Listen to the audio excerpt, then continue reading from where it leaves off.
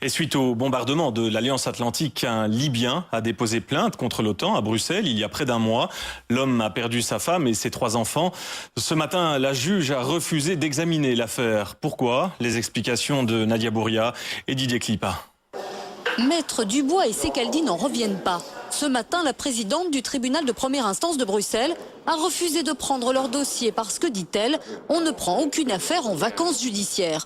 Visiblement embarrassée par la complexité du dossier, Bernadette Van Skepdaal invoque un règlement d'ordre intérieur plutôt que le code judiciaire. C'est choquant pour les 2 avocats. Force est de constater que l'on nous oppose un règlement d'ordre intérieur qui sans doute existe, mais qui est surprenant puisque, encore une fois, nous ne demandions pas condamnation de l'OTAN sur le fond, mais nous demandions dans le cadre de l'urgence, et c'est justement pour ça que sont prévues les audiences de vacation, la désignation d'un expert judiciaire. Autre fait évocateur aux yeux des 2 conseils, l'absence de l'OTAN qui n'a pas mandaté d'avocat.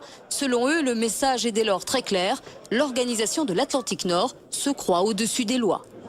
C'est un sentiment d'impunité. Rien ne peut arriver, selon eux, aux responsables de l'OTAN. Vous savez, il suffit que les magistrats qui sont saisis de la responsabilité de l'OTAN prennent leur responsabilité en disant le droit pour que cette impunité et cette morgue cessent.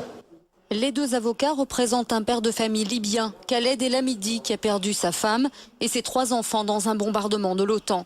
Il estime que l'organisation internationale est responsable et il demande réparation. Les 2 avocats ont cité l'OTAN à Bruxelles, puisque c'est dans la capitale que se trouve